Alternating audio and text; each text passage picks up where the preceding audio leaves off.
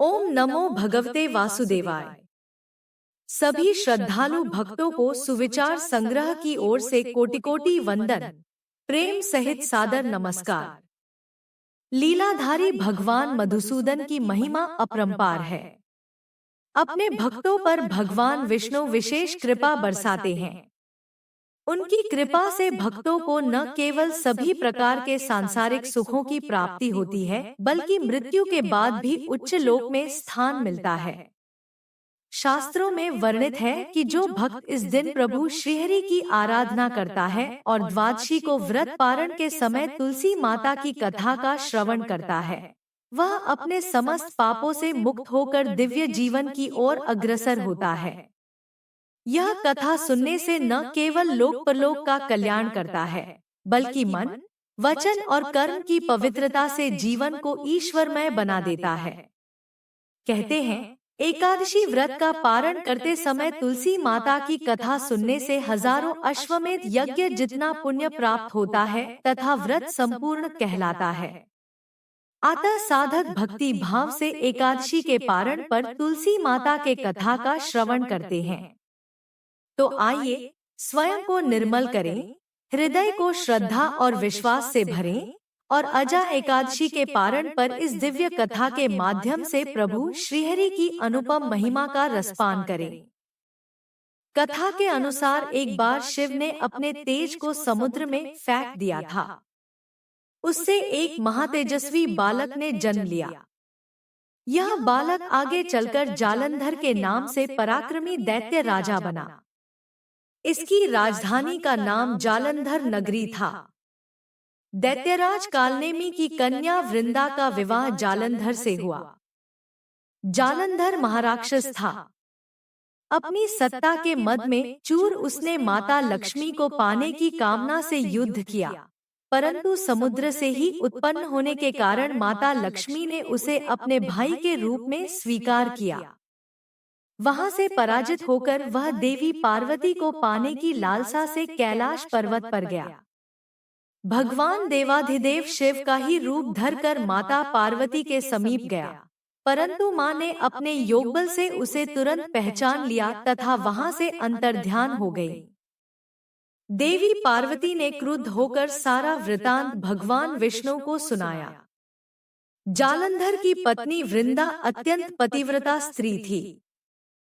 उसी के पतिव्रत धर्म की शक्ति से जालंधर न तो मारा जाता था और न ही पराजित होता था। इसीलिए जालंधर का नाश करने के लिए वृंदा के पतिव्रत धर्म को भंग करना बहुत जरूरी था।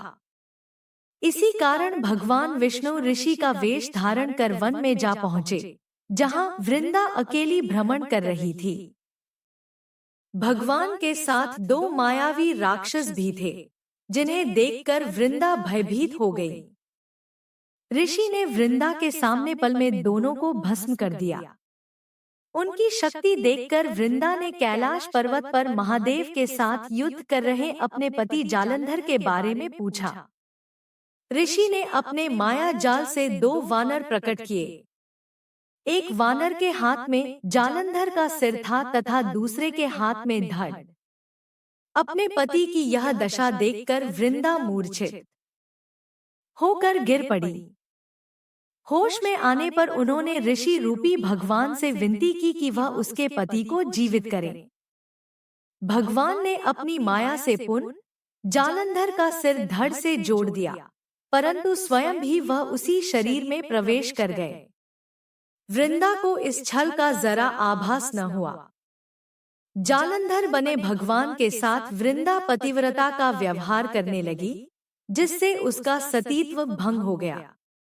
ऐसा होते ही वृंदा का पति जालंधर युद्ध में हार गया। इस सारी लीला का जब वृंदा को पता चला, तो उसने क्रुद्ध होकर भगवान विष्णु को शिला होने का श्राप दे दिया तथा स्वयं सती हो गई। जहां वृंदा भस्म हुई, वहां तुलसी का पौधा उगा। भगवान विष्णु ने वृंदा से कहा, हे वृंदा, तुम अपने सतीत्व के कारण मुझे लक्ष्मी से भी अधिक प्रिय हो गई हो। अब तुम तुलसी के रूप में सदा मेरे साथ रहोगी। जो मनुष्य भी मेरे शालिग्राम रूप के साथ तुलसी का विवाह करेगा उसे इस लोक और परलोक में विपुल यश प्राप्त होगा। जिस घर में तुलसी होती है वहां यम के दूत भी अस्मय नहीं जा सकते। गंगा व नर्मदा के जल में स्नान तथा तुलसी का पूजन बराबर माना जाता है। चाहे मनुष्य कितना भी पापी क्यों न हो, मृत्यु के समय जिसके प्राण मंजरी रहित तुलसी और गंगा जल मुख में रखकर निकल जाते हैं, वह पापों से मुक्त होकर वैकुंठ धाम को प्राप्त होता है। जो मनुष्य तुलसी व आंवलों की छाया में अपने पितरों का श्राद्ध करता है, उसके पितर मोक्ष को प्राप्त हो जाते हैं। तो बोलिए तुलसी मैया की जय, भगवान शालिग्राम की जय। चलिए भक्तजनों अब श्रवण करते हैं ग्यारस माता की कथा का। एक बार एक राज्य में एक राजा रहा करता था। राजा बहुत ही बुद्धिमान और बलशाली था। राजा सदैव अपनी प्रजा का बहुत अच्छे से ध्यान रखता था। प्रजा भी अपने राजा को बहुत पसंद करती थी। राजा की 2 बेटियां थीं। राजा अपनी दोनों बेटियों से बहुत प्रेम करता था।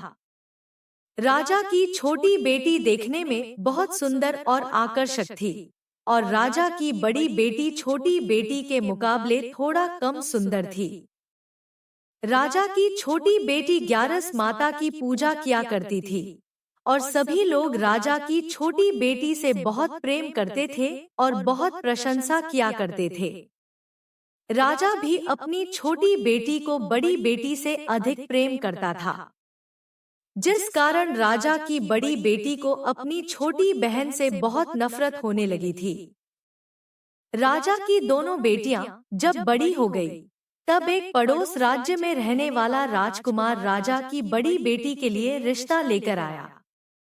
लेकिन जैसे ही उस राजकुमार की नजर राजा की छोटी बेटी पर पड़ी तो वह राजकुमार राजा की छोटी बेटी पर मोहित हो गया और उससे पहली नजर में प्रेम कर बैठा। उस राजकुमार ने राजा की बड़ी बेटी के साथ विवाह करने से मना कर दिया और उसने राजा से कहा कि मैं आपकी छोटी बेटी से विवाह करना चाहता हूँ। जिसके बाद राजा की बड़ी बेटी यह देखकर अपनी छोटी बहन से बहुत क्रोधित हो गई और राजा की बड़ी बेटी ने अपनी छोटी बहन को अपना सबसे बड़ा दुश्मन मान लिया। राजा की बड़ी बेटी ने अपनी छोटी बहन से बदला लेने का निर्णय लिया, जिसके लिए उसने अपनी छोटी बहन को जान से मारने का ठान लिया। राजा की बड़ी बेटी ने अपनी छोटी बहन को मारने के लिए सबसे पहले एक लड्डू में जहर मिलाकर अपनी बहन को दे दिया और उसको लड्डू खाने के लिए कहा। लेकिन लड्डू खाने के बाद भी छोटी बहन को कुछ नहीं हुआ।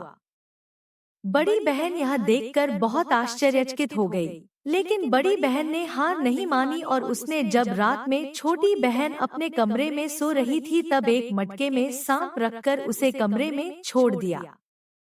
लेकिन सांप भी छोटी बहन का कुछ नहीं कर पाया। जिसके बाद बड़ी बहन ने अपनी छोटी बहन से कहा कि चलो हम लोग कुएं में से पानी भरकर लाते हैं। जिसके लिए वह अपनी छोटी बहन को पानी भरने के बहाने कुएं के पास ले गई और उसने अपनी छोटी बहन को कुएं में धक्का दे दिया। लेकिन छोटी बहन को तब भी कुछ नहीं हुआ क्योंकि हर बार ग्यारस माता उसकी रक्षा कर रही थी और उधर बड़ी बहन अपने सारे प्रयासों के बाद असफल हो रही थी, जिससे वह बहुत क्रोधित होती जा रही थी। फिर उसने अपनी छोटी बहन के पास जाकर उससे खुद ही पूछा, मेरी छोटी बहन तुमको पता है, भगवान ने सबकी मृत्यु एक निश्चित समय पर लिखी हुई है और कैसे तुम्हारी मृत्यु होगी, क्या यह तुम जानती हो? तब छोटी बहन ने अपनी बड़ी बहन को बताया कि हाँ मैं तो जानती हूँ, मेरी मृत्यु कैसे होगी। छोटी बहन से यह सुनकर बड़ी बहन मन ही मन बहुत प्रसन्न होने लगी और उसने अपनी छोटी बहन से कहा कि तो मुझे अपनी मृत्यु का राज बताओ। छोटी बहन ने अपनी बड़ी बहन से कहा कि मेरी मृत्यु तो एक तोते में है, जो तोते के गले में एक हार है उससे मेरी मृत्यु होगी। जब कोई भी व्यक्ति तोते को मार कर वह हार अपने गले में पहनेगा तो मैं मूर्छित हो जाऊंगी, और जैसे ही उस हार को अपने गले से उतारेगा तो मैं वापस से जीवित हो जाऊंगी। अपनी छोटी बहन की मृत्यु का राज जानकर बड़ी बहन बहुत ही खुश हो गई और उसने अपनी छोटी बहन को मारने के लिए उसके पालतू तोते को ढूंढना शुरू कर दिया। छोटी बहन को इस बात का आभास हो गया था कि कोई उसकी जान लेना चाहता है, जिसके लिए वह अपने पिताजी के पास गई और उसने अपने पिताजी से कहा कि पिताजी, मेरी मृत्यु के बाद आप मुझे जलाइएगा मत, बल्कि आप मुझे अपनी पुरानी वाली हवेली में एक पलंग में लिटाकर छोड़ दीजिएगा। अपनी छोटी लड़की की यह बात सुनकर राजा बहुत आश्चर्यचकित हो गए।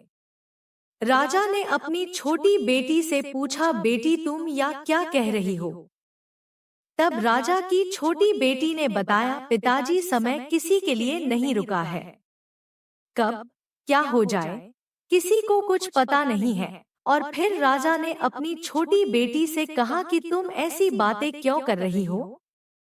2-3 दिन में तो तुम्हारा विवाह है। लेकिन छोटी बेटी ने अपने पिताजी को ऐसा करने पर मजबूर कर दिया और उनसे वचन ले लिया। राजा ने भी अपनी छोटी बेटी की बात स्वीकार कर ली और 2-3 दिनों के बाद जब शादी का समय आया तब राजकुमार बारात लेकर राजा के घर आया और राजकुमार और राजा की छोटी बेटी का विवाह शुरू हो गया। जैसे ही राजा की छोटी बेटी राजकुमार के साथ फेरे लेना शुरू करती है तो उसकी बड़ी बहन अपनी छोटी बहन के कमरे में जाकर उसके तोते को पकड़ लेती है और उसको जान से मार देती है। तोते के गले में जो हार था उसको अपने गले में धारण कर लेती है। जैसे ही बड़ी बहन उस हार को अपने गले में धारण करती है तो उधर छोटी बहन 3.5 ही फेरे ले पाती है और वहीं पर बेहोश होकर गिर जाती है। जिसके बाद राजा ने बड़े-बड़े दर्द हकीमों को बुलवाया और अपनी छोटी बेटी का इलाज करने के लिए कहा।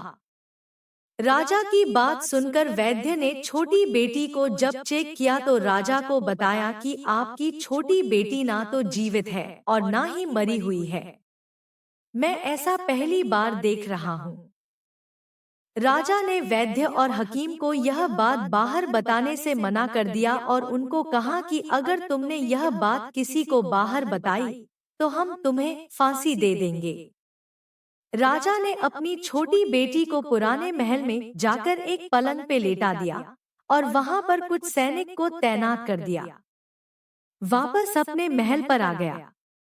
राजा की बड़ी बेटी अपने पिताजी के पास आई और कहने लगी कि पिताजी, अगर यह शादी संपन्न नहीं हुई तो आपकी इज्जत का क्या होगा? आप कहे तो मैं आपकी इज्जत बचाने के लिए राजकुमार से शादी करने के लिए तैयार हूँ।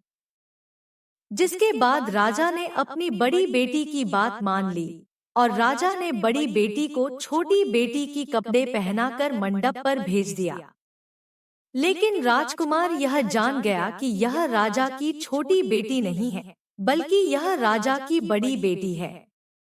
जब राजकुमार ने शादी करने से मना किया तो सभी लोगों ने राजकुमार को विवश करके राजा की बड़ी बेटी से बचे हुए फेरों को संपन्न करा दिया और विवाह करवा दिया। जिसके बाद राजकुमार राजा की बड़ी बेटी को अपने महल ले गया।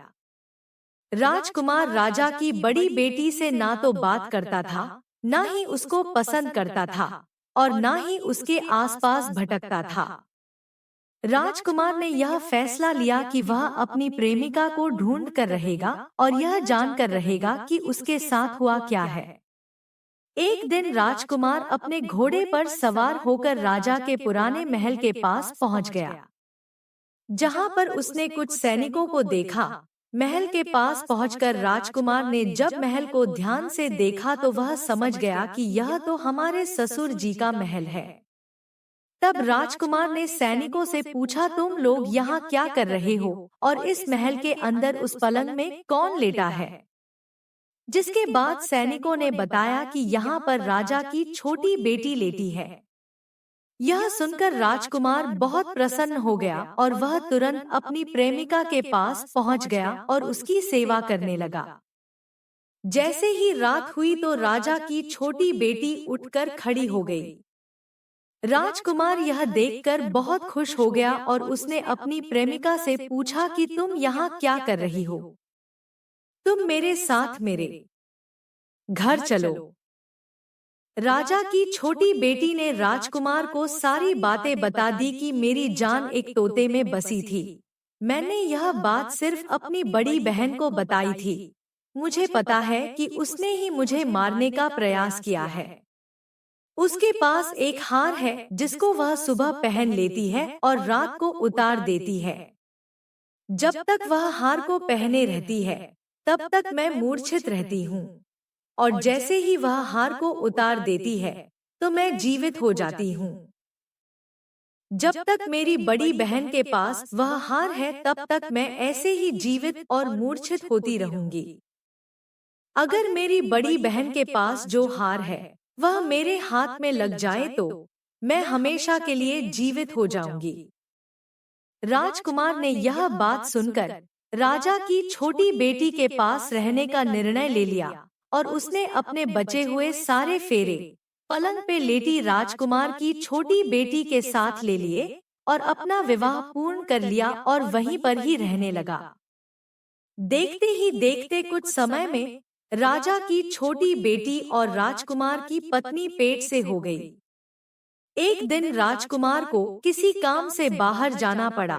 तब छोटी बहन के पेट में बहुत तेज से दर्द होने लगा, जिसके बाद उसने ग्यारस माता का आवाहन किया। तब वहां पर ग्यारस माता प्रकट हुई। उन्होंने अपनी भक्त के दर्द को दूर किया और उसे एक पुत्र की प्राप्ति करवाई। तभी वहां पर अचानक से राजकुमार भी आ गया। राजकुमार ने ग्यारस माता को देखा तो वह आश्चर्यचकित हो गया और उसने तुरंत माता को प्रणाम किया और ग्यारस माता ने राजकुमार से कहा कि जब तुम्हारा पुत्र 5 वर्ष का हो जाए तो तुम अपनी पत्नी का हार आकर इसके गले में डाल देना। देखते ही देखते राजकुमार और राजा की छोटी बेटी का पुत्र 5 वर्ष का हो जाता है। राजकुमार अपने बेटे से कहता है कि बेटा, मैं कुछ काम से बाहर जा रहा हूँ, तुम अपनी माता का ध्यान रखना, और वहां से चला जाता है। राजा को बाहर निकलता देख बड़ी बहन के सैनिक देख लेते हैं और बड़ी बहन को जाकर सारी बातें बता देते हैं। जिसके बाद बड़ी बहन अपनी छोटी बहन के पुत्र को वहां से उठवा लेती है और उसको मरवा देती है। छोटी बेटी के पुत्र के 2 टुकड़े करवा देती है। पहला टुकड़ा चक्की के पास छुपा देती है और दूसरा टुकड़ा अपनी पलंग के नीचे रख लेती है। यह सब कृत्य देख ग्यारस माता को राजा की बड़ी बेटी पर बहुत ही क्रोध आता है। फिर ग्यारस माता भिखारी का रूप लेकर राजा की बड़ी बेटी के घर आती है। जिसके बाद माता वहां पर भिक्षा मांगने लगती है। बड़ी बहन अपने नौकरों से कहती है कि जाकर भिक्षा दे दो, लेकिन जैसे ही नौकर ग्यारस माता को भिक्षा देने के लिए आते हैं तो माता उन्हें मना कर देती है और कहती है कि मैं तुम्हारी महारानी से ही भिक्षा लूंगी। जिसके बाद बड़ी बहन स्वयं ही भिक्षा देने के लिए माता के पास आती है। तब माता एक बिल्ली का रूप लेकर उसके कमरे में चली जाती है और वहां पर छोटी बेटी के पुत्र कोई 2 टुकड़े को आपस में जोड़ देती है और उसे जीवित कर देती है। उसे वहां से ले जाती है। राजकुमार अपने बेटे को लेकर अपनी बड़ी पत्नी के पास जाता है और उसे कहता है कि तुम इसका ध्यान रखना। अगर तुम इस बच्चे का अच्छे से ध्यान रखोगी तो मैं तुमसे बात करूंगा। एक दिन राजकुमार अपने बच्चे से कहता है कि तुम मम्मी से उनके गले का हार मांग लो। जिसके बाद राजकुमार का लड़का अपनी मम्मी के पास जाता है और कहता है कि मम्मी, मुझे तुम्हारा हार चाहिए जो तुमने गले में पहन रखा है। यह सुनकर पहले तो बड़ी रानी बहुत क्रोधित होती है, पर उसको यह याद आता है कि राजकुमार ने कहा था कि अगर मैं इस बच्चे का ध्यान अच्छे से रखूंगी तो वह मुझसे बात करेंगे। जिसके कारण वह हार को उस बच्चे को दे देती है और वह तुरंत हार को ले जाकर अपने पिताजी को दे देता है। तभी राजकुमार अपने बेटे को लेकर वहां से जाने लगता है और वह अपनी पत्नी से कहता है कि तुम हमारे लिए खाना बनाकर रखना, मैं शाम को आकर तुम्हारे साथ खाऊंगा। और वह अपने बेटे को लेकर वहां से चला जाता है, जिसके बाद वह राजा के पास जाता है और उनको सारी बातें बता देता है। राजा अपनी बड़ी बेटी की यह करतूत सुनकर बहुत क्रोधित होते हैं और अपनी परवरिश पर ही दोष देने लगते हैं और राजकुमार को अपनी छोटी बेटी के साथ रहने के लिए आदेश देते हैं। सभी भक्तजन प्रेम से बोलिए ग्यारस माता की जय। अगर आपको यह कथा अच्छी लगी हो तो इसे अपने परिवार और मित्रों के साथ जरूर साझा करें, ताकि वे भी इस पावन एकादशी के महत्व को समझ सकें और इसका लाभ उठा सकें। साथ ही हमारे चैनल सुविचार संग्रह को सब्सक्राइब करें और बेल आइकन दबाएं, ताकि आपको हमारे सभी नए वीडियो की जानकारी सबसे पहले मिले। भगवान श्री हरि आपकी सभी मनोकामनाएं पूर्ण करें और आपके जीवन को सुख, समृद्धि और शांति से भर दें। धन्यवाद।